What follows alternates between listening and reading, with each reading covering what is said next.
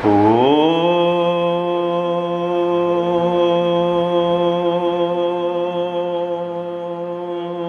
in progress.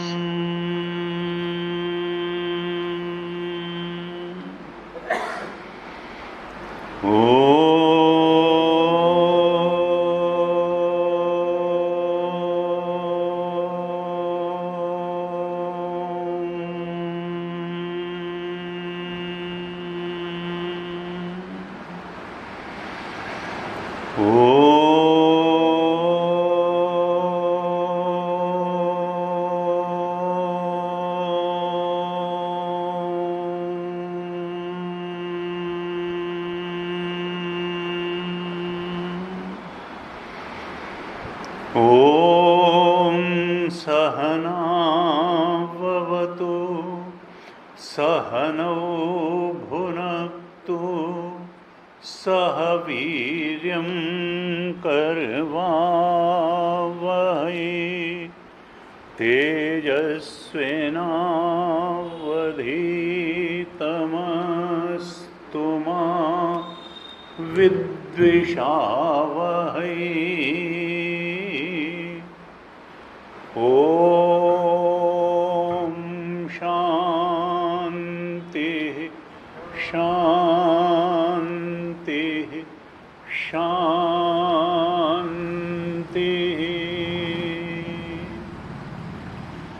सदाशिवसमारम्भां शङ्कराचार्यमध्यमाम् अस्मदाचार्यपर्यन्तां वन्दे गुरुपरम्पराम्।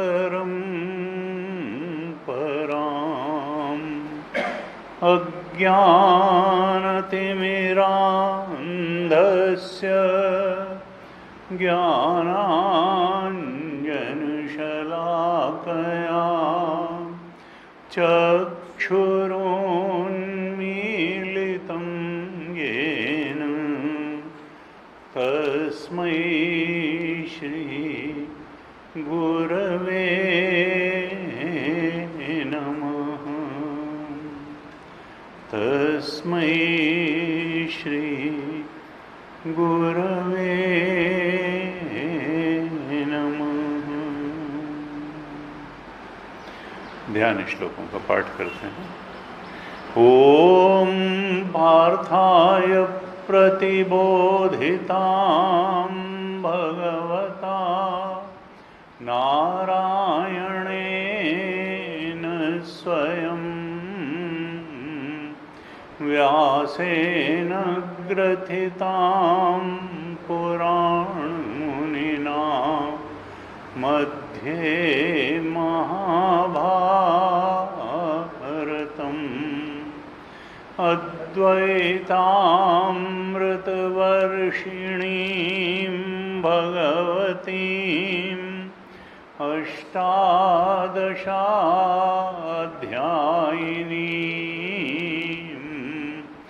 अम्ब त्वामनुसन्दधामि भगवद्गीते भवद्वेषिणीम्। नमोऽस्तु ते व्यासविशालबुद्धे पुल्लार्विन्दायतपत्रनेत्र येन त्वया भारततैलपूर्णः प्रज्वालितो ज्ञानमयः प्रदीपः प्रपन्नपारिजाताय स्तोत्रवेत्रैकपाणये ज्ञानमुद्राय कृष्णाय गीतामृतदुहे नमः। सर्वोपनिषदो गावो दोग्धा गोपालनन्दनः पार्थो वत्सः सुधीर्भोक्ता दुग्धं गीतामृतं महत् वसुदेवसुतं देवं कंसचाणूरमर्दनं देवकी परमानन्दं कृष्णं वन्दे जगद्गुरुं कृष्णं वन्दे जगद्गुरुं। ओम। आज से हम श्रीमद् भगवद गीता के 5वें अध्याय में प्रवेश कर रहे हैं। पहले पंचम अध्याय के कुछ श्लोकों का पाठ कर लेते हैं और उसके बाद फिर इस पर चर्चा करते हैं। आप दोहराइएगा। अथ पंचमोऽध्यायः अर्जुन उवाच सन्न्यासं कर्मणां कृष्ण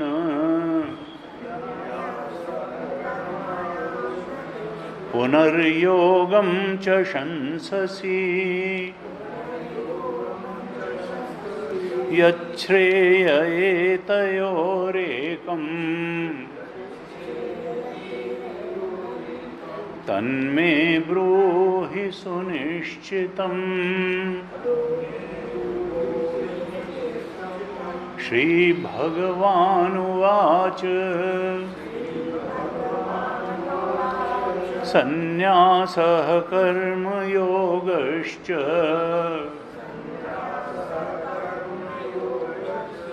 निःश्रेयसकरावुभौ तयोस्तु कर्म संन्यासात् कर्मयोगो विशिष्यते। ज्ञेयः स नित्यसन्न्यासी यो न द्वेष्टि न काङ्क्षति निर्द्वन्द्वो हि महाबाहो सुखं बन्धात् प्रमुच्यते। सांख्ययोगौ पृथक् बालाः प्रवदन्ति न पंडिताः एकमप्यास्थितः सम्यक्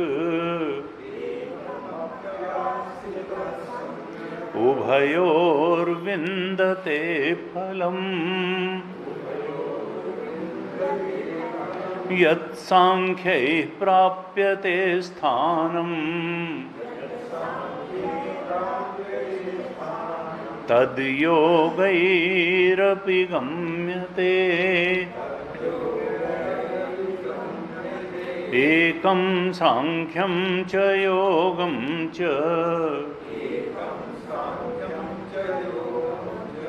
यः पश्यति स पश्यति सन्न्यासस्तु महाबाहो दुःखमाप्तुमयोगतः योगयुक्तो मुनिर्ब्रह्म न चिरेणाधिगच्छति।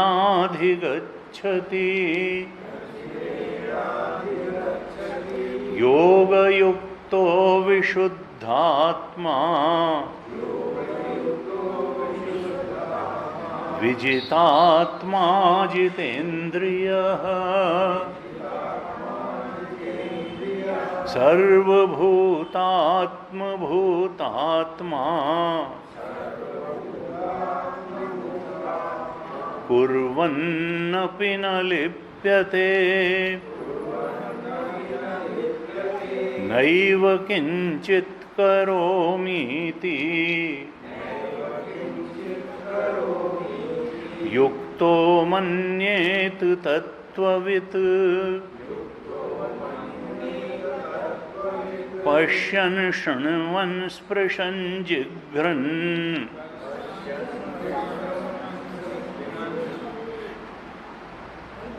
पश्यन् शृण्वन् स्पृशन् जिघ्रन् अश्नन् गच्छन् स्वपन् श्वसन् प्रलपन् विसृजन् गृह्णन् उन्मिषन् निमिषन्नपि इन्द्रियाणि इन्द्रियार्थेषु वर्तन्त इति धारयन् ब्रह्मण्याधाय कर्माणि संगं त्यक्त्वा करोति यः लिप्यते न स पापेन पद्मपत्रमिवाम्भसा पद्मपत्रमिवाम्भसा।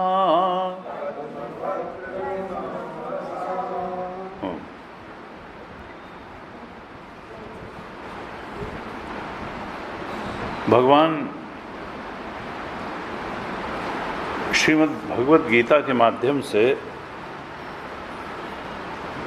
अर्जुन को और हम सभी को एक दृष्टि देना चाहते हैं, एक समझ देना चाहते हैं और एक दृष्टि तो हमारे पास है ही है, एक समझ भी हमारे पास है,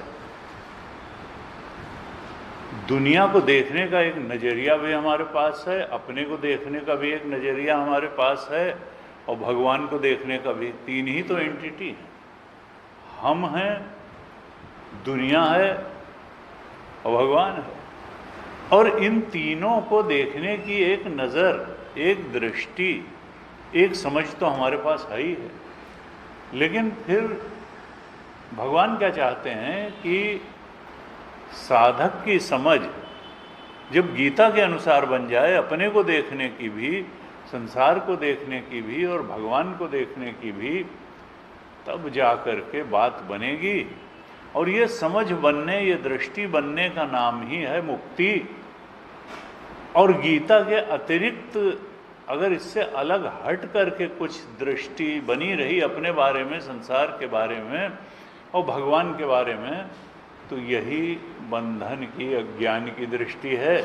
और गीता के अनुसार अगर दृष्टि बन जाए तो यही ज्ञान दृष्टि है, यही मुक्ति है, यही लिबरेशन है, यही सेल्फ रिकॉग्निशन है, यही परम सत्य का बोध है, यही परमार्थ ज्ञान है, यही आत्मज्ञान है, यही ब्रह्म ज्ञान है और यही मनुष्य जीवन का चरम परम लक्ष्य है कि हमारी समझ, हमारी दृष्टि, हमारा नज़रिया गीता के अनुसार बन जाए। अब इसमें जो बहुत ही अहंकारी लोग हैं कि नहीं नहीं हम तो सब जानते हैं, तो फिर उनके लिए तो गीता है नहीं। जो बदलाव के लिए तैयार नहीं हैं, जो अपनी पूर्व दृष्टि में कमी नहीं देख पाते हैं, जो कहते हैं नहीं नहीं हम तो भाई जो है, तो फिर वो गीता में संशोधन करके जो है नई गीता कई लोगों ने छापी कि कन्फ्यूजन्स इन कृष्णाज थिंकिंग, इस तरीके के जो है इनकंसिस्टेंसीज इन कृष्णाज सॉन्ग। तो ये चीज़ हटा करके इसीलिए कहा श्रद्धावान लभते ज्ञानम तत्पर संयते इंद्रिय, क्योंकि श्रद्धा चाहिए, बिना श्रद्धा के ज्ञान होगा नहीं। और तत्परता भी चाहिए, और उसके लिए अगर हमको जो भी करना हो वो करने के लिए पूरी तैयारी, समर्पण चाहिए। अगर गीता कहती है कि भगवान के प्रेम में जियो, इच्छाओं के प्रेम में न जियो, तो फिर हमको इतना साहस जुटाना होगा कि हम इच्छा के प्रेम में जीने की बजाय भगवान के प्रेम में जीना शुरू करें। हम बजाय इच्छा परायण जीवन के भगवत परायण जीवन जीना शुरू करें। इदम को प्राप्त करके अहम को तुष्ट करने के जीवन से थोड़ा ऊपर उठ करके परमात्मा की प्रसन्नता के लिए जीवन जीना प्रारंभ करें। नहीं तो साधारण रूप में तो ये जो अहंकार है,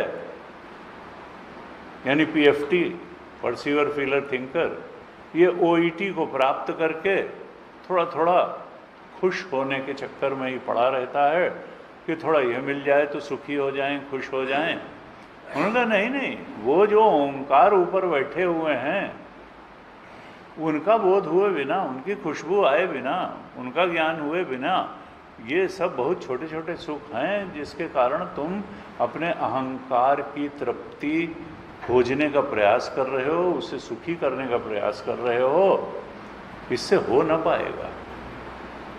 तो गीता की दृष्टि है कि एक समझ चाहिए, एक निर्णय चाहिए, एक निश्चय चाहिए, एक दृष्टि चाहिए, और उस दृष्टि में टिक के रह जाना, यही भगवान चाहते हैं कि उस गीता द्वारा दी गई दृष्टि में टिक करके फिर सब काम करो, युद्ध जैसा घोर कर्म भी करो, फिर संसार में जो करना हो करो, फिर किसी प्रकार की कोई दुख परेशानी तुमको सताने में सक्षम नहीं होगी। यम लब्ध्वा चापरम लाभम मन्यते नाधिकम तथा यस्मिन स्थितो न दुखे न गुरुणापि विचाल्यते। उस आत्मबोध को, ओंकार स्वरूप को बोध करके, को पा करके, यानी ये जान जाता है कि इससे बड़ी कोई चीज़ इस सृष्टि में पाई नहीं जा सकती थी, और वो मैंने पा ली, अपने अंदर अपने स्वरूप बोध के रूप में ही पा ली, और उसको पाने के बाद अब चाहे जितना बड़ा दुख आ जाए वो उस दुख से विचलित नहीं होता है। पहाड़ जैसे दुख से भी वो यन लब्ध्वा चा परम लाभम मन्यते नाधिकम तथा 6ठे अध्याय में कहा यस्मिन स्थितो न दुखे न गुरु, कितना भी गुरुतर दुख आ जाए। तो अब कई बार क्या होता है कि हमारी ऐसी आदत पड़ी हुई है कि हम उस आदत को छोड़ना नहीं चाहते हैं, और जन्म के साथ ही आदतें लेके पैदा होते हैं। जन्म के बाद की आदतें तो भाई उनकी थोड़ा जो है पार्टी अटेंड करने की आदत पड़ गई, उनकी सिगरेट पीने, और देखो हम तो कितने अच्छे हैं कि हमारी तो नहीं है। तो वो सब एक अलग श्रेणी की आदतें हैं, अच्छी आदतें, खराब आदतें। लेकिन अब कुछ बातें हैं जो अगर ना होती तो हम पैदा ही ना होते। हमारा पैदा होना ही इस बात का प्रमाण है कि वो जो वी बैठे हुए हैं ओंकार के नीचे, ये लेके ही पैदा हुए हैं। ये अज्ञान, ये वासना, ये इच्छाएं अगर न होती तो हम शरीर में आते नहीं। अगर शरीर में आए हैं तो इसका मतलब वी द्वारा, अज्ञान द्वारा, इच्छाओं द्वारा धकेले जाके ही आए हैं, और उनकी पूर्ति के लिए आए हैं। इसलिए बड़ा ये सहज है कि हम इच्छा पूर्ति के लिए जीवन भर प्रयास करें। परिवार भी यही सिखाता है, समाज भी यही सिखाता है। उपनिषद और गीता ये नहीं सिखाते हैं। वो कहते हैं इच्छाओं का त्याग करो, वासनाओं का त्याग करो, तो तुम उसको पालोगे जो पाने लायक है। तुम इसको भोग का द्वार बनाने के बजाय इंद्रियों को और शरीर को और कर्म शक्ति और ज्ञान शक्ति से भोग पदार्थ जुटाने के बजाय इसको साधन धाम मोक्ष कर द्वारा बना लो। पाए न जे ही परलोक। परलोक का मतलब ओंकार स्वरूप ही है। आत्मलोक को ही परलोक कहते हैं, जिसका हमको पता नहीं है वो परलोक है, भले वो हमारा आत्मलोक हो। पाए न जही परलोक संवारा, सो परत्र दुख पावे, सिर धुनि धुनि पछताए, काल ही कर्म ही ईश्वर ही मिथ्या दोष लगाए। तो गीता जी चाहती हैं कि देखो ये जो वृत्ति है, और वृत्ति से पाया जाने वाला सुख है, विषय रूप सुख है। हमारे पल्ले तो वृत्ति ही पड़ती है, बाहर क्या है क्या नहीं है वो तो हम जानते नहीं हैं कि थिंग्स इन देमसेल्व्स कैसी हैं। जब किसी वस्तु, कोई भी हमारी वृत्ति वस्तु का आकार ले लेती है और जैसा आकार लेती है तो हमको वैसा ज्ञान हो जाता है उस वस्तु का कि ये वस्तु ऐसी है, और हम उस पर पूर्ण विश्वास करते हैं कि चूंकि वृत्ति वैसी बन गई है तो इसलिए ये विषय जिसकी वृत्ति बनी ऐसा ही है। और फिर अनुकूल वेदनीयम सुखम प्रतिकूल, अगर अनुकूलता की वृत्ति बन गई, अनुकूल विषय की वृत्ति बन गई तो सुखी हो जाते हैं, और प्रतिकूल विषय की वृत्ति बन गई तो दुखी हो जाते हैं। सुखी हो गए तो राग कर बैठते हैं उससे, और दुखी हो गए तो द्वेष कर बैठते। इंद्रियस्य इंद्रियस्यार्थे रागद्वेषो व्यवस्थितौ, तीसरे अध्याय में कहा, तयोर न वशम आगच्छे तौ ह्यस्य परिपंथिनो। इस संसार के राग द्वेष में भगवान ने अर्जुन से कहा वश में न हो। तीसरे अध्याय के 27वें, तीसरे अध्याय के 34वें श्लोक में कहा था, इंद्रियस्य इंद्रियस्यार्थो रागद्वेषो व्यवस्थित। हर इंद्रिय का अपने विषय में राग और द्वेष है। आँख कहती है ऐसा ही रूप देखना है, ऐसा नहीं देखना है। कान कहता है ऐसा शब्द सुनना है, ऐसा नहीं सुनना है।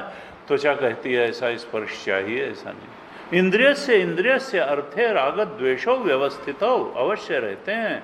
तयोः न वशम आगए, तुम्हारे लिए जो कल्याणकारी है, जो तुम्हें ओंकार स्वरूप की ओर बढ़ाने वाला है, उन्हीं विषयों का सेवन करो। रागत द्वेष के वशीभूत हो करके तुम विषयों के चक्कर में न पड़ो।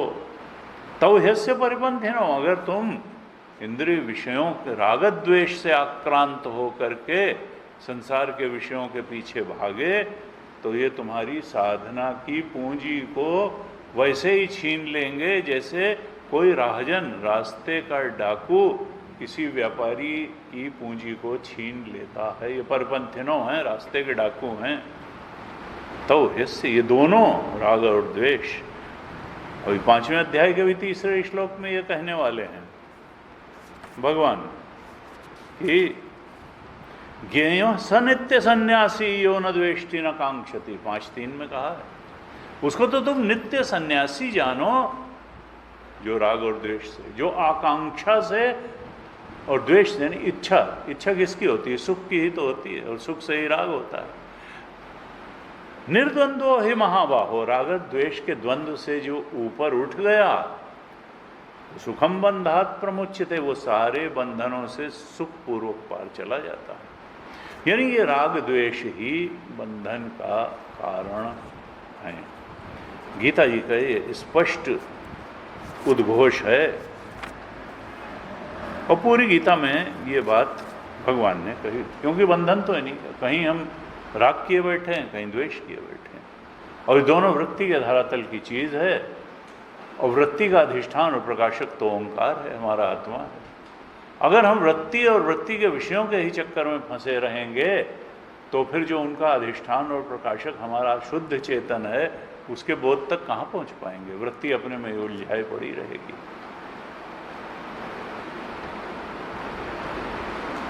दूसरे अध्याय के 64 श्लोक में भगवान ने कहा था, रागद्वेष वियुक्तैस्तु विषयान इंद्रियैश्चरन् आत्मवश्यैर्विधेयात्मा प्रसादम अधिगच्छति। 2:64 में कहा था, जब राग और द्वेष से मुक्त हो जाती हैं इंद्रियां,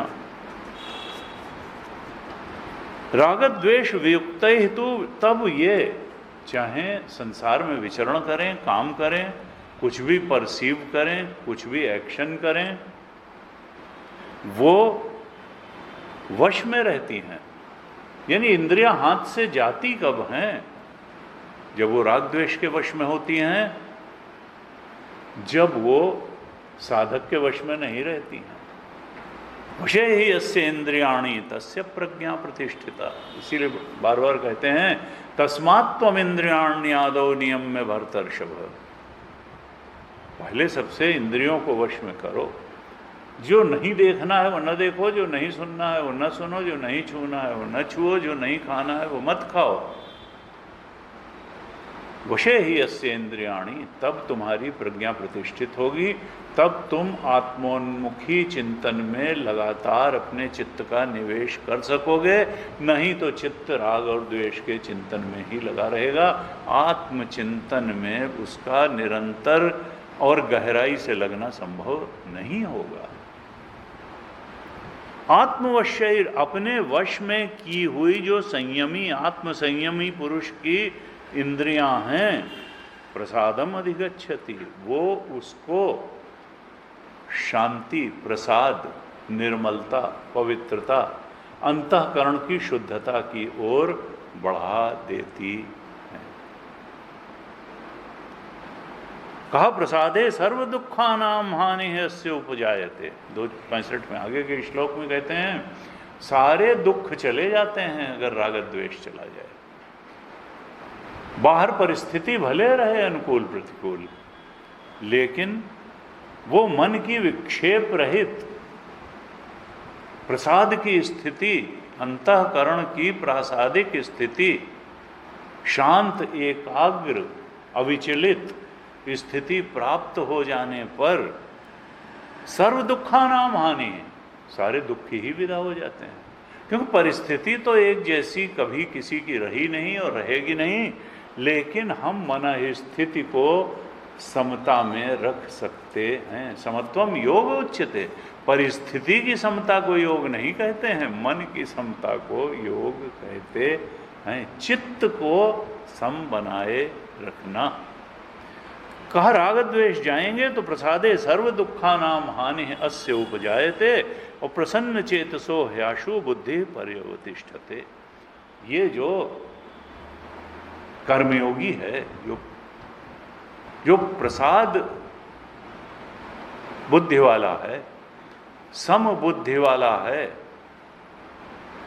उसी की प्रज्ञा प्रतिष्ठित हो जाती है। अब वो हिलता डुलता नहीं है, सत्य दृष्टि में स्थित रहता है। वो जानता है कि संसार की क्या हैसियत है, जीवत्व की क्या हैसियत है, ओंकार की क्या हैसियत है, ये बॉडी माइंड इंटेलेक्ट की क्या हैसियत है, पीएफटी की, ओईटी की, सब की हैसियत वो जानता है। और ये जान करके वो व्यवहार करता है।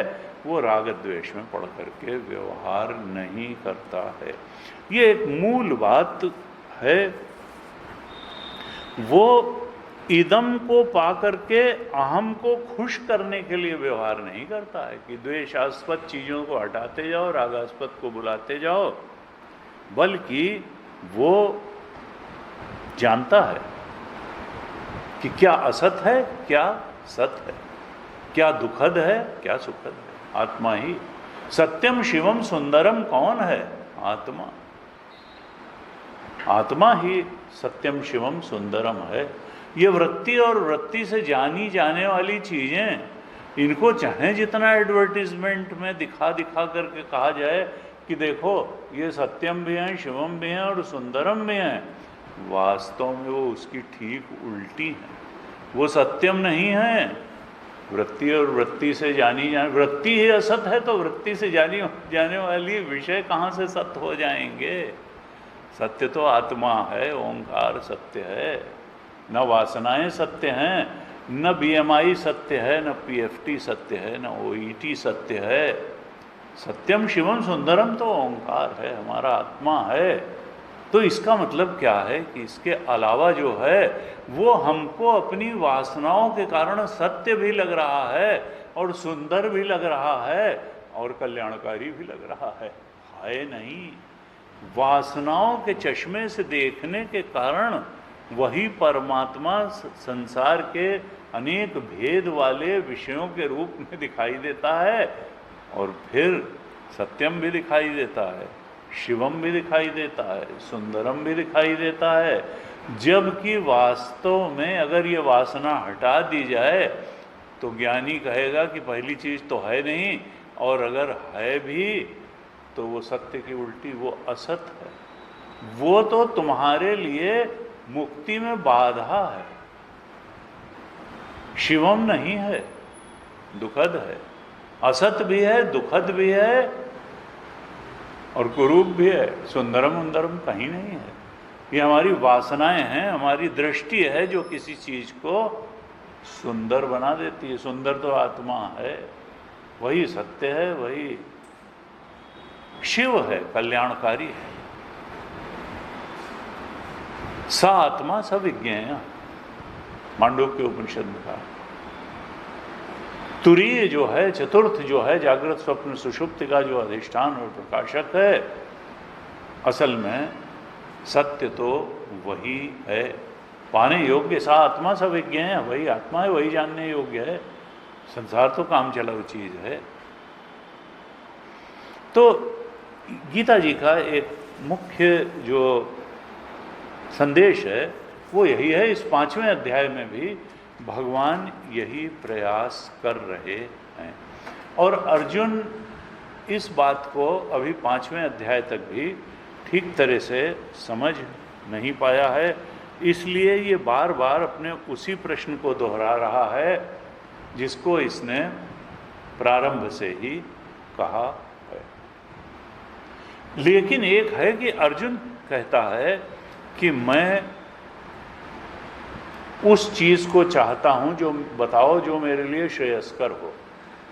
देखिए, मनुष्य के जीवन में 2 चीजें होती हैं, प्रेय और श्रेय। एक है प्रिय लगने वाली चीजें और एक है जो सर्वोच्च बोध की ओर ले जाने वाली, सर्वोच्च श्रेय को प्रदान करने वाली चीजें। अक्सर श्रेय और प्रेय में विरोध हो जाता है कि जो प्रेय होता है वो श्रेय नहीं होता, और जो श्रेय होता है वो प्रेय नहीं लग पाता है। और कठोपनिषद में कहा कि श्रेयश्च प्रेयश्च मनुष्य में तत्, श्रेय और प्रेय दिलाने वाली दोनों की ही स्थितियां मनुष्य के जीवन में आती हैं।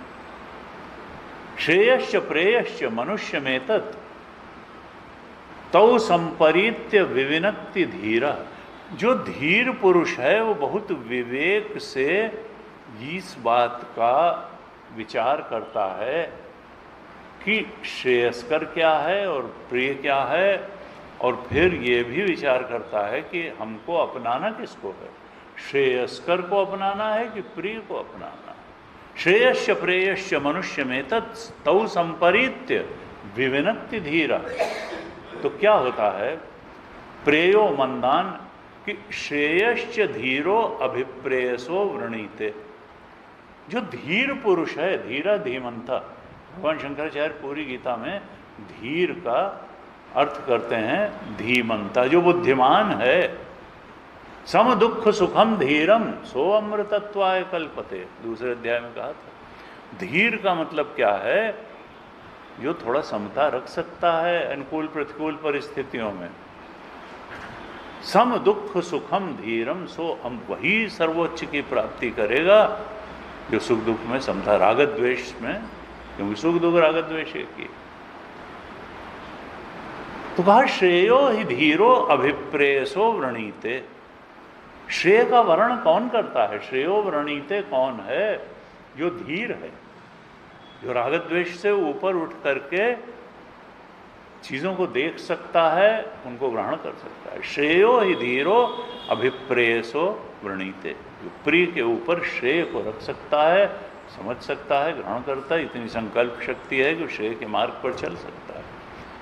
और प्रेयो मंदान योग क्षेमात् वृणीते, जो मंद बुद्धि वाले हैं, धीरा धीमंता नहीं है, बुद्धिमान नहीं है, मंद बुद्धि वाले हैं। प्रेयो मंदान योग क्षेम, कहा वो क्यों व्यक्ति श्रेय को छोड़ करके जीवन में प्रेय का वर्ण कर लेता है। उसके लिए कठोपनिषद में दो बातें बताई। एक तो कहा कि वो मंद बुद्धि है, धीमंता नहीं है, दूर तक देख नहीं सकता, अपने कल्याण की बात को ठीक तरह से समझ नहीं सकता, निश्चय नहीं कर सकता है, यानी मंद बुद्धि है, प्रेयो मंदान। और दूसरे क्या है कि भाई चाहे गलत तरीके से ही मिल रहा, मिल तो रहा, नहीं तो कल परसों काम कैसे चलेगा, जिंदा कैसे रहेंगे। तो योग क्षेम के दबाव में प्रेय का वर्ण कर लेता है, श्रेय को छोड़ करके, और बुद्धि की कमी के कारण श्रेय को छोड़ करके प्रेय का। ये दो बातें उपनिषद में कही। लेकिन जो बुद्धिमान है, धीरा धीमंता है, वो जानता है कि अगर हम सही रास्ते पर चल रहे हैं, अगर हम इच्छाओं को छोड़ करके परमात्मा की प्रसन्नता के लिए कर्म कर रहे हैं, तो भगवान ने तो कहा ही है कि अनन्याश्चिन्तयन्तो माम ये जना पर्युपासते तेषाम नित्याभियुक्तानाम योगक्षेमम्। तो भगवान तो हैं, कोई दुनिया अनाथ थोड़ो हो गई है। भगवान सन्मार्ग पर चलने वाले अपने भक्तों को योगक्षेम का वाहन नहीं करेंगे तो फिर भगवान की सत्ता का मतलब क्या है। तो इसलिए जो धीमंता है, धीर है, वो योगक्षेम के दबाव में आकर के प्रेय का वर्ण नहीं करता, वो श्रेय का ही वर्ण करता है, और वो बुद्धिमान भी है। इसलिए वो सुख दुख में सम रहते हुए राग द्वेष से ऊपर उठ करके, और अर्जुन प्रारंभ से ही ये बात कहता है। अर्जुन ने जब प्रश्न आरंभ किए तो दूसरे अध्याय के 7वें श्लोक में ही कहा था कि यत् श्रेयः स्यात् निश्चितं ब्रूहि तन्मे शिष्यस्तेहं शाधिमां त्वां प्रपन्नम। भगवान, आप तो जो मेरे लिए श्रेयस्कर हो, जो मेरे लिए कल्याणकारी हो, यत् श्रेयः स्यात् निश्चितम, निश्चित रूप से जो मेरे लिए कल्याणकारी हो, वही मुझे बताइए। क्यों बताइए? क्योंकि मैं आपका शिष्य हूं और आपकी शरण में हूं। धर्म सम्मूढ़ चेता, मैं नहीं समझ पा रहा हूं कि मेरे लिए क्या करना ठीक। तो दूसरे अध्याय में भी आया कि अर्जुन प्रेयाकांक्षी नहीं है, श्रेयाकांक्षी है। तीसरे अध्याय, अब दूसरे अध्याय में भगवान ने सांख्य योग भी बताया, यानी ज्ञान योग भी बताया, कर्मयोग भी बताया, स्थिति प्रज्ञ के लक्षण भी बताए। सब उपदेश करने के बाद तब तीसरे अध्याय में और ये भी कहा, अर्जुन से बिल्कुल स्पष्ट रूप से कहा दूसरे अध्याय के 38वें श्लोक में कि सुख दुखे समे कृत्वा लाभा लाभो जया जयो ततो युद्धाय युज्यस्व नैवं पापम अवाप्स्यसि। 2:38 में कहा कि अर्जुन, तुम समता में रहते हुए सुख और दुख की समता में रहो, लाभ अलाभ को एक बराबर समझो, जय पराजय को एक बराबर समझो, और इस तरीके से मन के स्तर पर समता बनाए रखते हुए युद्ध जैसे घोर कर्म में भी प्रवृत्त हो जाओ। यानी स्थित प्रज्ञ के लक्षण भी बताए, सांख्य योग भी बताया, कर्मयोग भी बताया, लेकिन आदेश क्या दिया? युद्ध जैसा घोर कर्म करने का। तो तीसरे अध्याय के पहले श्लोक में ही अर्जुन ने प्रश्न किया था कि जैसी चेत कर्मणस्ते मता बुद्धिर जनार्दन तत्किम कर्मणि घोरे माम नियोजयसि केशव। भगवान, अगर आप सांख्य योग को कर्मयोग से ऊंचा मानते हैं, अगर आप ज्ञान योग को ऊपर मानते हैं कर्मयोग से, तो फिर मुझे सांख्य योग का, ज्ञान योग का ही उपदेश क्यों नहीं करते? मुझे युद्ध जैसे घोर कर्म में क्यों लगाते हैं? और कहा व्यामिश्रेण वाक्येन बुद्धिम, आप तो कुछ मिले जुले से वाक्य कहते हो जिससे मेरी बुद्धि मोहित हो रही है। तदेकम वद निश्चित्य ये निश्रेयो अहम आप्नुयान। फिर कहता है, भाई एक बात बताइए जिससे मैं श्रेय को, परम कल्याण को प्राप्त कर सकूं। येन श्रेय अहम आपनुयान, कि वो कर्मयोग हमको हमारे लिए श्रेयस्कर है कि ज्ञान। आपके दूसरे अध्याय के उपदेश से तो ऐसा लगता है कि संन्यास जो ज्ञान योग है, ज्ञान योग ही आत्मबोध तक ले जा सकता है, सांख्य योग ही ओंकार स्वरूप के बोध तक ले जा सकता है, लेकिन फिर भी आप मुझे युद्ध करने को कह रहे हो। तो ये मेरी बात कुछ मिले जुले वाक्य हैं। अब जब श्रेयस्कर परम कल्याण की बात आत्मबोध ही है, ब्रह्म स्वरूप का बोध ही है, और वो ज्ञान योग से ही मिलना है, तो फिर कर्म योग में क्यों लगाते हो? ऐसे पूछा था।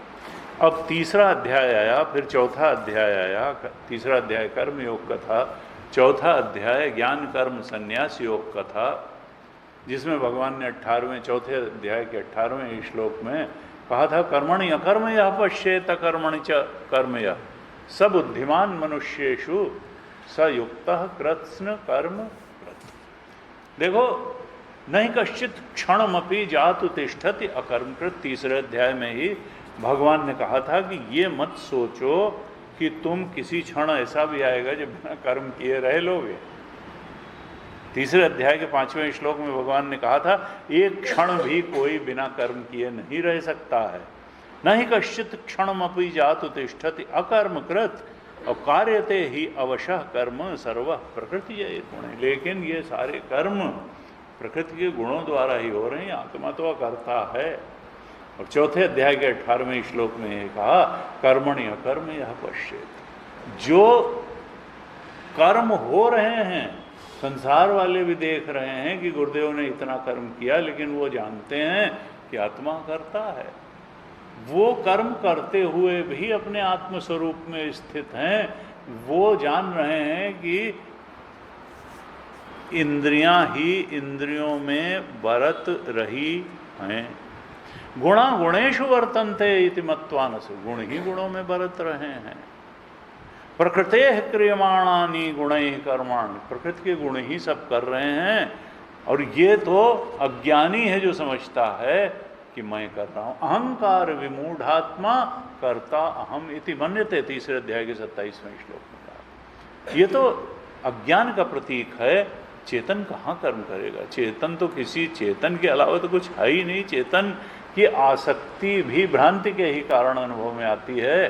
वो ओंकार जो परसीवर फीलर थिंकर बना हुआ है, ये तो अज्ञान के वी वासना के कारण ही बना हुआ है। चेतन बदल के कुछ बन नहीं सकता है। यहाँ पर चौथे अध्याय में भगवान ने कहा कि देखो, कर्म तो शरीर द्वारा गुणों द्वारा होते रहेंगे। कर्म होते हुए भी कर्मणि, जो अकर्म आत्मा को देख लेता है, वास्तव में ज्ञानी वही है, बोध प्राप्त वही है। सब बुद्धिमान वही मनुष्य में बुद्धिमान है, बाकी बुद्धिमान नहीं। सब बुद्धिमान मनुष्य धीरा धीमंत, राग द्वेष से ऊपर उठा है, सुख दुख समय कृत्वा है।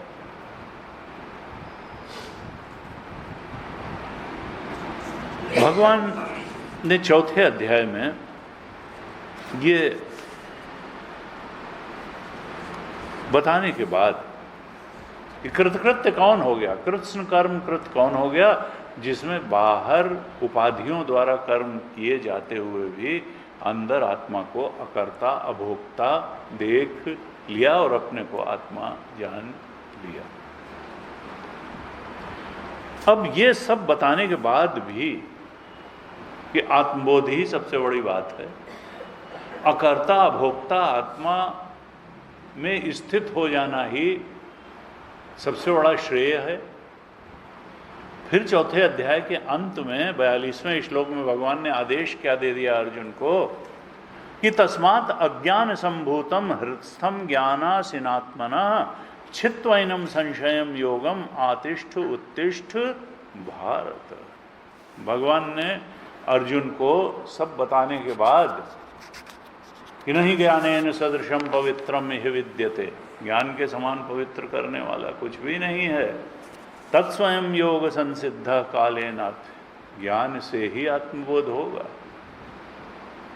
अपि चेदसि पापेभ्य सर्वेभ्य पापकृत्तमः सर्वं ज्ञान प्लवे नैव व्रजिनम, ज्ञान की नौका में बैठ करके चाहे जितना बड़ा पापी हो वो पाप के समुद्र को भी पार कर, यानी ज्ञान की इतनी प्रशंसा की, ज्ञान से ही अज्ञान का नाश होकर के परम सत्य का बोध, ये भी बता दिया।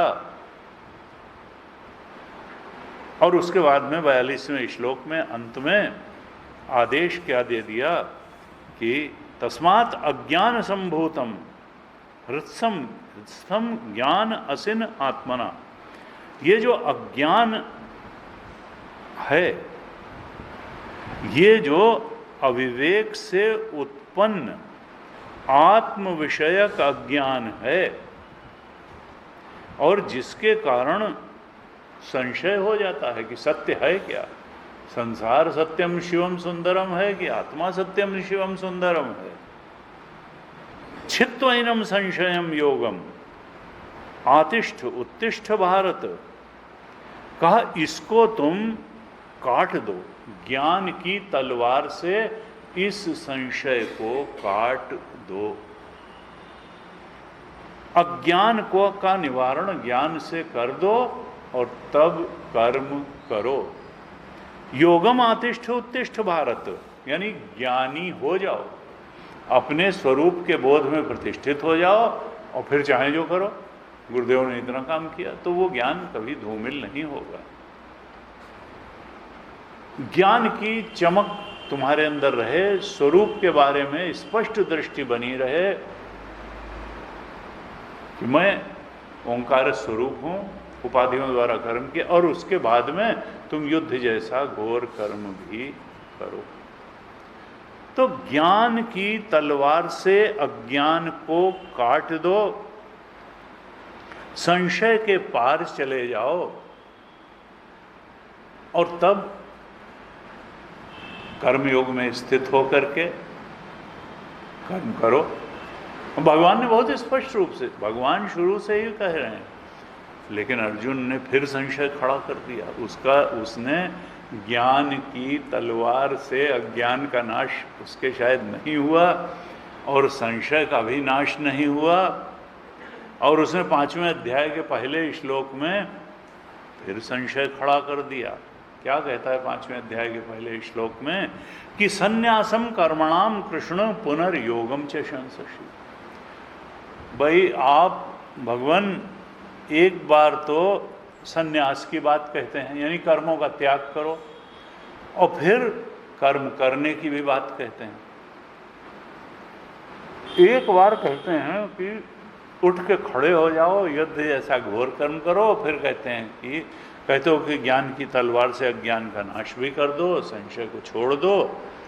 कर्म त्याग की भी बात बताते हो, संन्यास का मतलब कर्म त्याग, और फिर कर्म करने की भी बात बताते हो। भाई तुम प्रशंसा कभी तो संन्यास की करते हो, यानी कर्म त्याग की, और कभी तुम कर्म की प्रशंसा करते हो। मैं अभी भी कंफ्यूज्ड हूं। यच्छ्रेय एतयोर एकम, इन दोनों में जो एक बात श्रेय तक ले जाने वाली हो, वो तुमको पहले अपने मन में ये सुनिश्चित कर लो कि वो मार्ग कौन सा है, उसके बाद मुझे बताओ। यच्छ्रेय एतयोर एकम तन्मे ब्रूहि सुनिश्चितम, एक बात को तुम तय कर लो कि भाई हमको करना क्या है, हमारे लिए श्रेयस्कर क्या है। कर्म योग में लगना, कर्म में लगना श्रेयस्कर है, या संन्यास या कर्म त्याग श्रेयस्कर है। ये दोनों लोगों चीज़ों की जो शंससी अर्थात प्रशंसा कर रहे हो, जो इनमें एक हमारे लिए कल्याणकारी हो वो बताओ। और मैं शुरू से यही कह रहा हूँ कि श्रेयस्कर जो हो बताओ, और तुम दोनों बात कहते चले जा रहे हो। शुरू से पूछ रहा हूँ कि जो श्रेयस्कर हो वो बता दो, और तुम एक बात बता के नहीं दे रहे हो। हर बार तुम कह देते हो कि नहीं कर्मयोग संन्यास। अब क्यों कह रहे हैं भगवान? इस पर बड़ा दीर्घ भाष्य भगवान शंकराचार्य ने लिखा। 5वें अध्याय के प्रारंभ में ही, तो भगवान शंकराचार्य उसमें लिखते हैं कि देखो, कर्मयोग और कर्म संन्यास ये स्थिति और गति की भांति इनमें परस्पर विरोध है।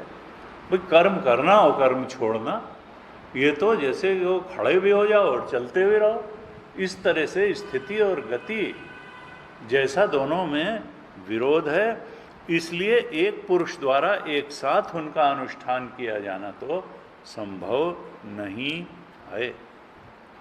इसलिए अर्जुन को लगता है कि भाई कर्मयोग और कर्म संन्यास दोनों में जो श्रेष्ठ हो वही करना चाहिए, दूसरा नहीं करना चाहिए। इसलिए अर्जुन ने जो श्रेष्ठतर साधन है उसके पूछने की इच्छा से ही पहला श्लोक कहा कि संन्यासम कर्मणाम कृष्ण पुनर्योगम च शंससि। एक बार संन्यास की फिर योग की बात कहते हो, यच्छ्रेय एतयोर, इनमें जो एक श्रेयस्कर हो बताओ, निश्चित करके संन्यास को श्रेष्ठ मानते हो तो वो बता दो। अब भगवान जो है उन्होंने और कंफ्यूजन क्रिएट कर दिया। अब भगवान की दृष्टि से कंफ्यूजन नहीं है, अर्जुन की दृष्टि से। उन्होंने दूसरे श्लोक में क्या कह दिया कि संन्यासः कर्मयोगश्च निःश्रेयस करो उभौ। संन्यास और कर्मयोग दोनों ही निश्चित रूप से सर्वोच्च उपलब्धि, निःश्रेयस अर्थात आत्मज्ञान को देने वाले हैं। निःश्रेयस करो उभौ, दोनों ही निःश्रेयस को प्रदान करने वाले हैं। निःश्रेयस करो उभौ, निःश्रेयस का अर्थ क्या था? नैष्कर्म सिद्धि। नैष्कर्म सिद्धि का मतलब क्या है कि ये जान लेना कि आत्मा अकर्ता और अभोक्ता है। ये पीएफटी ही है जो भोग के चक्कर में पड़ा हुआ है और फिर कर्म के चक्कर में, कर्म का भोग, भोग का कर्म, यही जड़ का चेतन आनंद, जयशंकर प्रसाद जी ने कहा। तो ये जो निःश्रेयस है, निःश्रेयस का अर्थ क्या है? मोक्षदायी, मोक्ष देने वाला। कहते हैं दोनों से ही मुक्ति प्राप्त की जाएगी, यानी आत्मा के सच्चे स्वरूप का बोध प्राप्त किया जा सकेगा। संन्यास के अनुष्ठान से भी, यानी कर्म त्याग से भी, और कर्मयोग यानी कर्म के अनुष्ठान से भी। दोनों ही मोक्ष देने वाले हैं, निःश्रेयस देने वाले हैं। और फिर क्या कह दिया कि तयोस्तु कर्म संन्यासात कर्म योगो विशिष्यते। लेकिन इन दोनों में, तयो माने इन दोनों में, कर्म त्याग और कर्म के अनुष्ठान में, संन्यास और कर्मयोग में, कर्म संन्यासात, कर्म के संन्यास से कर्मयोग विशिष्ट है। यानी स्तुति कर दी एक तरह से, विशेष है, स्तुत्य है, कर्मयोग विशेष है। तो उनका अभी तो चौथे अध्याय में नहीं ज्ञानेन सदृशम पवित्रम ये विद्यते तत्स्वयं योग कालेन है अपिचेदसि पापेभ्यः सर्वेभ्यः पापकृत्तमः सर्वं ज्ञान प्लवेनेव वृजिनं संतरिष यथैधांसि समिद्धोग्नि भस्मसात् कुरुते अर्जुन है। तो ये जो है, ये सब तुमने ज्ञान की महिमा गाते भाई आप चले आ रहे हो। और अब आपने ये 5वें अध्याय के, जब मैंने कहा एक बात ठीक तरह से निश्चित करके बताओ, तब आपने क्या कह दिया? वैसे तो दोनों से ही जो है आत्मस्वरूप का बोध हो जाएगा, लेकिन इन दोनों में भी कर्मयोग विशेष है, उसकी प्रशंसा कर दी आपने। तो अगर आत्मज्ञान से ही वो मिलना है तो अब कर्मयोग की प्रशंसा करने का क्या मतलब है? और हर बार ज्ञान की प्रशंसा करने के बाद, स्थित प्रज्ञता और सब बताने के बाद में, और फिर कह देते हो तुम युद्ध करो, युद्ध करो, और फिर कह दिया कि कर्मयोगो विशिष्यते। तो अब ये क्यों है? तो भगवान शंकराचार्य ने दीर्घ भाष्य लिखा। उनका देखो, जो परम लक्ष्य है, निःश्रेयस है, मोक्ष है, वो तो अपने स्वरूप का बोध ही है, आत्मस्वरूप का बोध। और वो निश्चित रूप से अत्यंत शुद्ध अंतःकरण के द्वारा जब गुरु की चरण शरण में बैठ करके हम गुरुमुख से वेदांत का श्रवण मनन निधिध्यासन करेंगे साधन चतुष्टय संपन्न होकर के, तभी हमको आत्मा के सच्चे स्वरूप का बोध होगा। वो जो उपनिषद प्रतिपादित सत्य है वो तो अकाट्य है, वही गीता प्रतिपादित भी सत्य है। लेकिन अगर अंतःकरण शुद्ध नहीं है, अगर अंतःकरण में रजस की प्रधानता है, अगर अभी मन में इच्छाएं जोर मार रही हैं, अगर अभी संसार में ही बहुत कुछ पाने को बाकी है, तो फिर क्या होगा कि अगर व्यक्ति संन्यास ले भी लेगा तो उसका मन संसार में ही रखा रहेगा, इच्छाओं में ही रखा रहेगा, उसकी इच्छाएं अंदर उसको सताती रहेंगी। वो अगर इंद्रियों को रोक करके बैठ जाएगा तो भी मन उसको घुमाता रहेगा। उसकी अखंडानंद महाराज कहते थे, अगर उसने संन्यास ले लिया और न तो भगवान में उसकी 100% श्रद्धा हुई, कर्म का आलंबन उसने छोड़ दिया, भगवान का आलंबन वो ले नहीं पा रहा है, इच्छाओं में उसका मन ने उसके मन को मथा हुआ है, तो फिर अगर वो अधकचरे ढंग से इस तरह से संन्यास ले लेगा तो अब उसका पागल होना बहुत निकट है। इसलिए हर चीज़ का एक समय होता है। तो जब चित्त की वो स्थिति आ जाए, संन्यास किसको लेना चाहिए?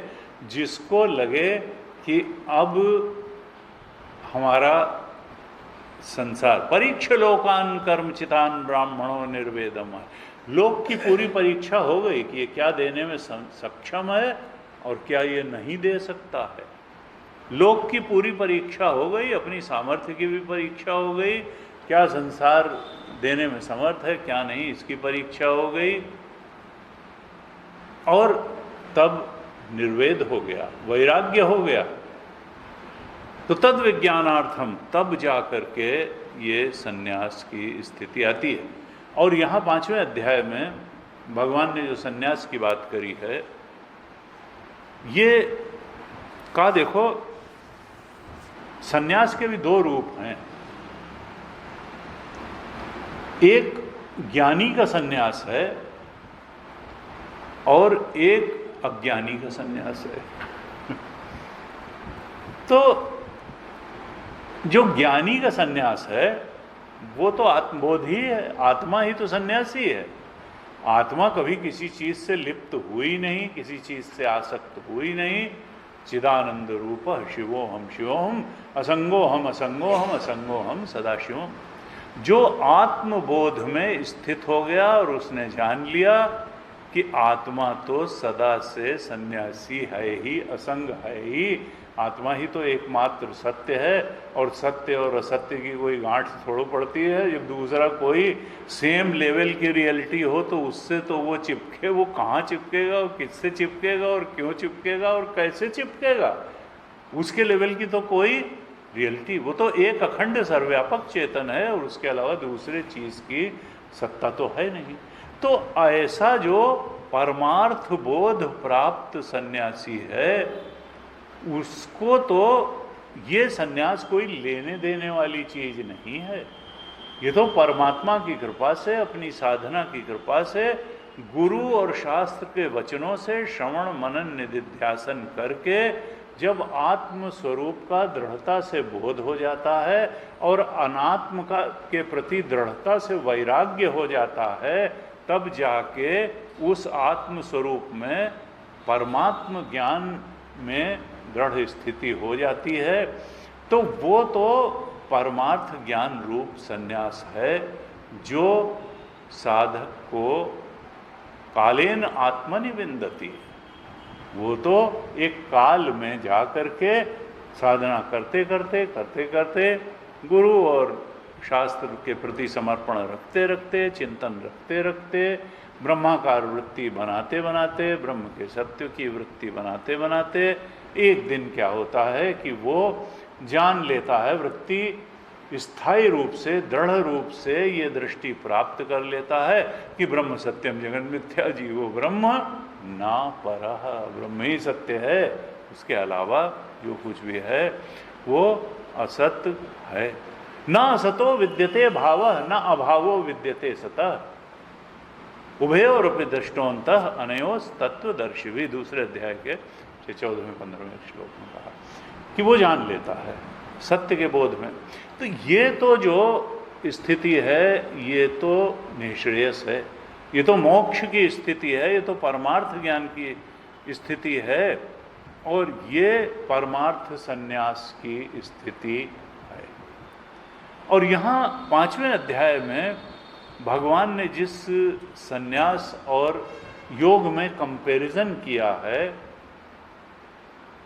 जिसको कि कहा कि संन्यास कर्म योगश्च निःश्रेयस करो बहु, यानी अभी निःश्रेयस या मोक्ष की प्राप्ति करनी है, और उस निःश्रेयस या मोक्ष की प्राप्ति कर्म त्याग करने वाले को भी हो जाती है और कर्मयोग करने वाले को भी हो जाती है, दोनों को हो जाती है।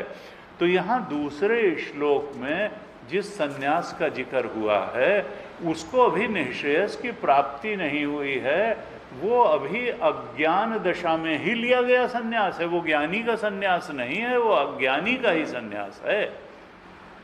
तो अज्ञानी के लिए ही दोनों हैं, क्योंकि ज्ञानी का संन्यास तो अब निःश्रेयस और मोक्ष की उसको प्राप्ति हो गई, उसको अब कुछ करना नहीं, वो सिद्ध हो गया।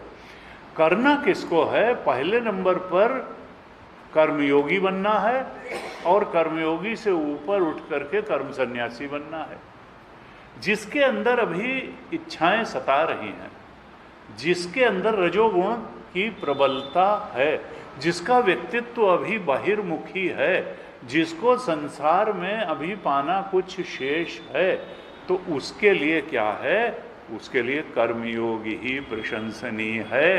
वो अगर उस सब को छोड़ करके इस अज्ञानी के संन्यास को धारण कर लेगा तो फिर क्या होगा कि उसका मन तो संसार में रखा रहेगा, और संन्यास दुखम आप्तुम अयोगता। ये जो है अभी 5वें श्लोक में भगवान कहेंगे, नहीं 6ठे श्लोक में, कि ऐसा जो इसको कहते हैं विविदिशा संन्यास, जो अज्ञान दशा में ही संन्यास लिया जाता है, जैसे हम लोगों ने लिया है। ये जो देने लेने वाला संन्यास है, ये अज्ञान दशा में लिया गया संन्यास है। ये कोई गुरु किसी अधिकारी शिष्य को दे सकता है, लेकिन ये संन्यास लेने का मतलब ये नहीं कि आप परमार्थ ज्ञानी हो गए, आप आत्मबोध। हाँ, आप उस दिशा में चल दिए, आपके अंदर जब संसार के बजाय आत्मा का महत्व बढ़ गया, आपके अंदर कर्म की संतुष्टि अब आपको नहीं चाहिए, आपको कर्म करने से मिलने वाला संतोष नहीं चाहिए, प्रशंसा नहीं चाहिए, कुछ नहीं चाहिए। आपको जब ये लग गया कि नहीं, आत्मा ही सबसे महत्वपूर्ण है, उसके बोध की जिज्ञासा गहरी हो गई, तो उस आत्म जिज्ञासु को फिर, अभी वो ज्ञानी नहीं हुआ, अभी जिज्ञासु है, लेकिन उसको जो है मालूम पड़ गया कि ज्ञान से ही अज्ञान की निवृत्ति करके हम उस परम ज्ञान को प्राप्त कर पाएंगे, और ज्ञान की जिज्ञासा हो गई। तो उस जिज्ञासा की तृप्ति के लिए पूरा समय अपने गुरु की संगत में बैठ के श्रवण मनन निधिध्यासन को देने के लिए अब उसने विविदिशा संन्यास ले लिया। अब वो कर्मयोग से ऊपर की स्थिति में आ गया।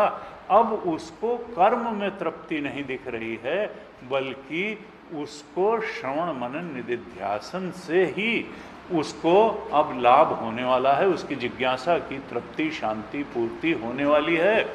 तो ऐसे जो विविदिशा सन्यासी हैं, विविदिशा का मतलब जानने की इच्छा से लिया गया सन्यास, विविदिशा सन्यास का विविदिशा जानने की इच्छा से लिया गया सन्यास, जो ये लेने देने वाले, जो बहुत सारे गुरु बहुत सारे शिष्यों को देते हैं, तो ये इसका मतलब ये नहीं कि सन्यास लेते ही वो ज्ञानी गुणातीत हो गए, न, जानने की इच्छा से सन्यास लिया गया है।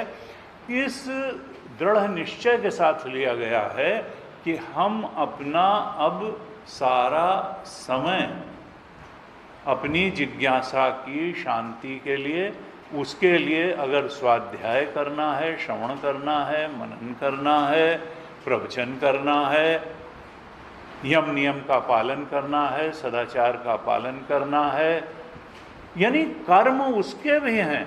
अगर कर्मयोगी के कर्म कर रहा है तो ये विविदिशा सन्यासी भी कर्म कर रहा है, बस कर्म के स्वरूप का अंतर हो गया।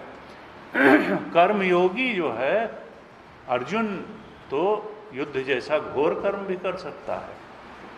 कर्मयोगी संसार में कुछ भी कर सकता है, परिवार भी चला सकता है, दुकान भी चला सकता है, वो स्कूल भी चला सकता है, वो प्रशासन का कार्य भी कर सकता है।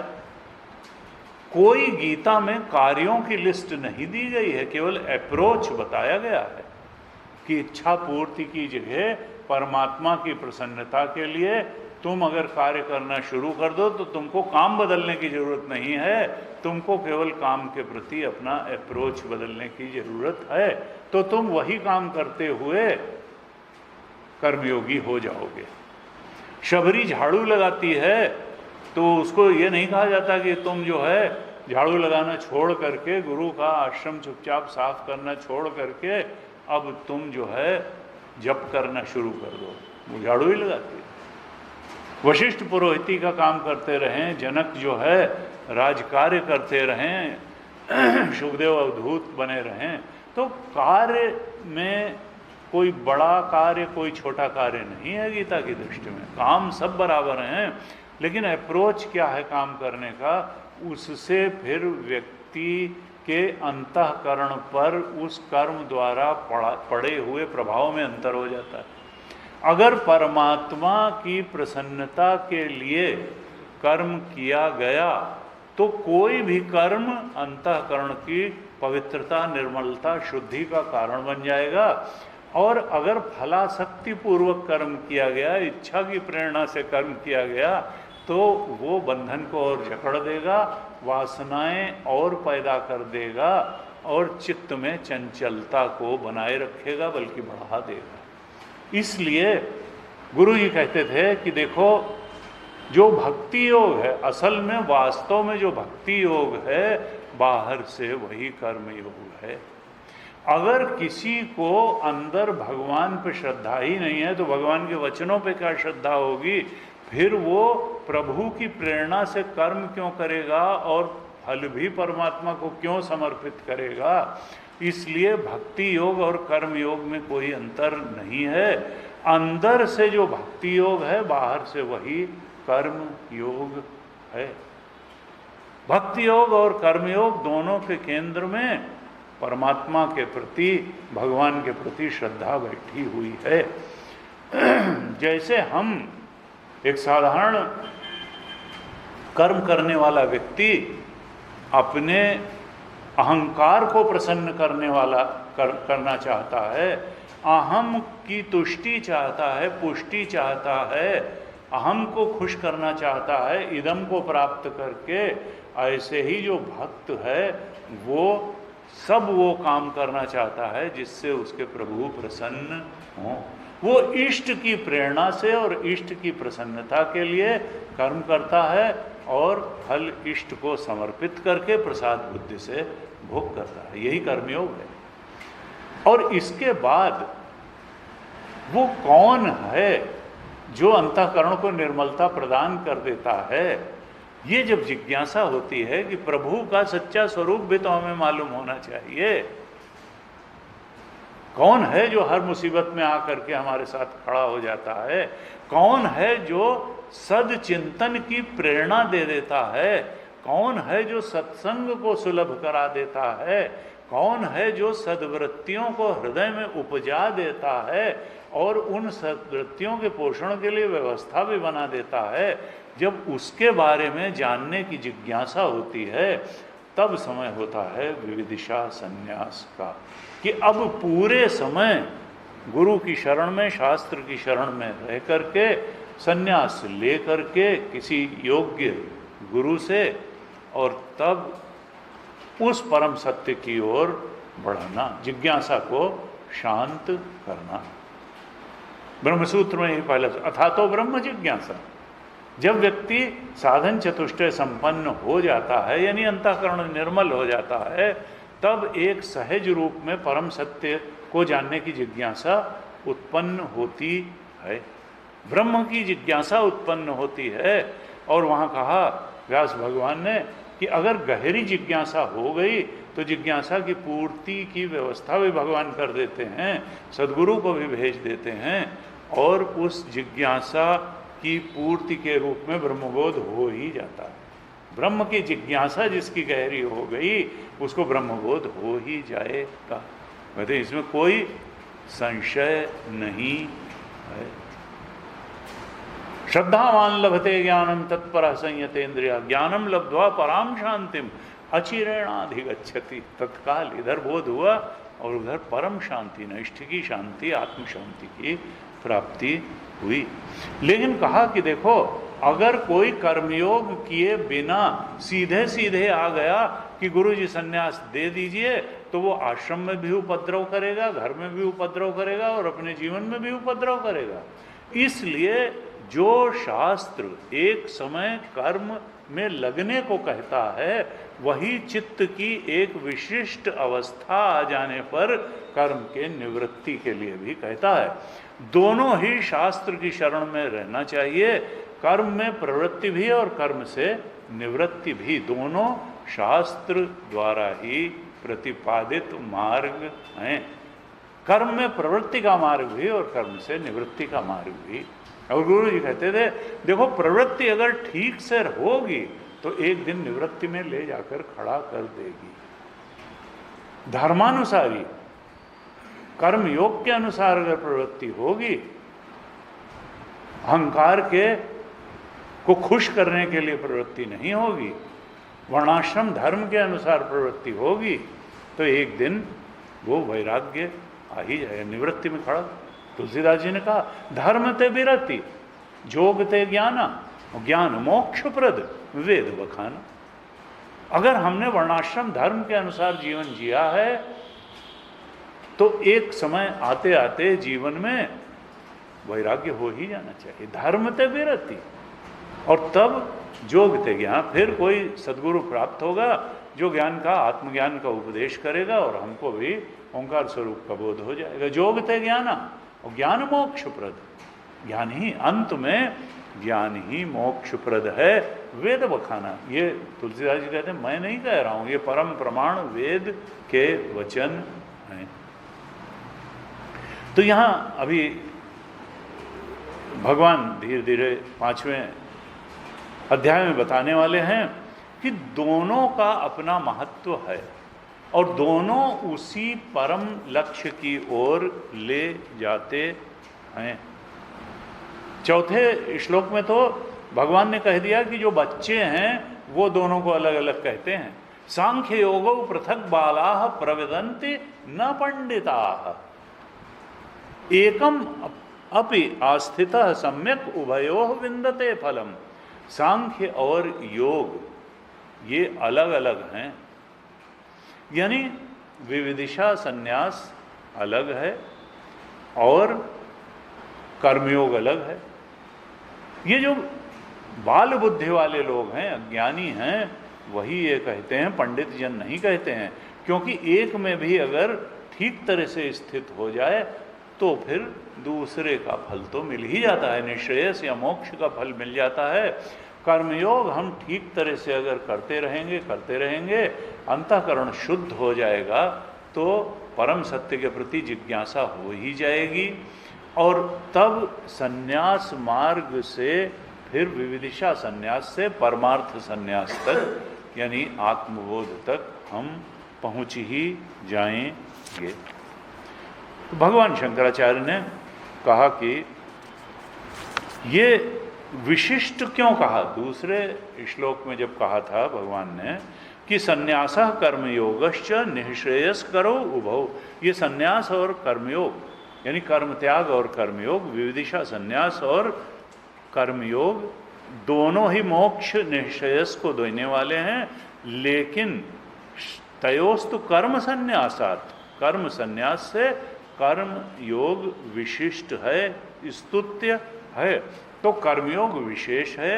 ये क्यों कहा भगवान ने?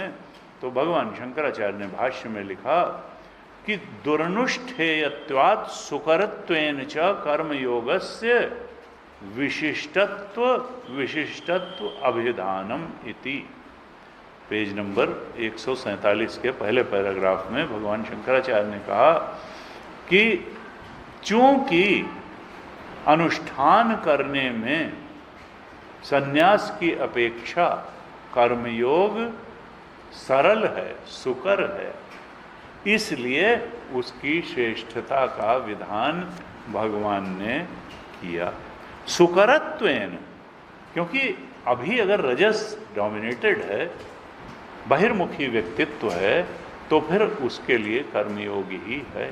और भगवान अंत में अभी 18वें अध्याय में जा करके अर्जुन को कहते हैं कि अर्जुन, ये जो तुम कह रहे हो ना कि नहीं लड़ूंगा नहीं लड़ूंगा, तो अथ चेत्त्वम् अहंकारात् न शोष्यसि विनंक्षसि।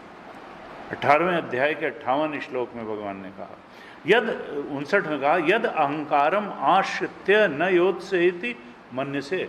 अगर अपने अहंकार के कारण तुम ये बार बार कहते हो नहीं लड़ूंगा नहीं लड़ूंगा नहीं लड़ूंगा, अभी जब युद्ध चालू होगा तुम क्षत्रिय हो और वीर हो, तुम बाहर नहीं बैठे रहोगे, तुम कूद पड़ोगे युद्ध, तुम्हारी प्रकृति तुमको मैदान में उतार देगी। मिथ्या एष व्यवसाय, तो ये तुम्हारा निश्चय में कुछ रखा वक्का नहीं है। प्रकृति स्वाम नियोक्षसी, तुम्हारी क्षत्रिय प्रकृति तुमको युद्ध के मैदान में धकेल के खड़ा कर देगी। इसलिए गप्पबाजी मत सुनाओ, जो मैं कह रहा हूं उसको करो, यही कल्याण का मार्ग है। कहा तयोस्तु कर्म संन्यासात्, क्यों? क्योंकि ये कर्मयोग करने में सरल है, और कर्म संन्यास ये उस जिज्ञासु के लिए है जो अभी आत्मबोध नहीं, जो विद्वान नहीं है। विद्वान के लिए तो फिर न कर्मयोग है न विविदिशा संन्यास है, वो तो आत्मबोध में प्रतिष्ठित हो गया। लेकिन अविद्वान जिज्ञासु के लिए कर्म संन्यास है, और जो अभी अविद्वान साधक है लेकिन जिसमें रजोगुण प्रभावी है और जिसमें बहिर्मुखता अभी बहुत है, जो अभी संसार से वैराग्य में जिसके कमी है, अभी जिसके व्यक्तित्व में थोड़ी आसक्ति है, कमजोरियां हैं, तो फिर उसको तो कर्मयोग ही करना चाहिए। उसके लिए कर्मयोग ही विशेष है। तो यहाँ पे ये कई बार लोग कन्फ्यूज, कि देखो गीता ने संन्यास से कर्मयोग को बड़ा बता दिया, ऐसा नहीं। एक अधिकारी विशेष के लिए कर्मयोग ही चूंकि ठीक है, इसलिए भगवान ने, और अर्जुन वो अधिकारी था कि अभी उसको कर्मयोग की आवश्यकता थी, इसलिए संन्यास को, ज्ञान योग को बार बार या सांख्य योग को श्रेष्ठ बताते हुए भी वो बार बार अर्जुन के लिए कर्म में लगने, युद्ध करने का ही उपदेश कर रहे हैं। वो जिस प्लेन पर बात कर रहे थे, मानसिक प्लेन पर और आत्मिक प्लेन पे, अर्जुन अभी उसको पकड़ नहीं पा रहा था, समझ नहीं पा रहा था, इसलिए उसको कृष्ण के वचनों में विसंगति दिख रही थी। लेकिन अच्छा है कि वो बार बार अपना प्रश्न कर रहा था और कृष्ण बार बार उसका उत्तर दे रहे थे। आज यहीं तक रखते हैं, अगली कक्षा में इसको आगे देखें। ओम पूर्णमदः पूर्णमिदं पूर्णात् पूर्णमुदच्यते पूर्णस्य पूर्णमादाय पूर्णमेवावशिष्यते। ओम शांति शांति शांति। हरिः ओम श्री गुरुभ्यो नमः। हरिः ओम।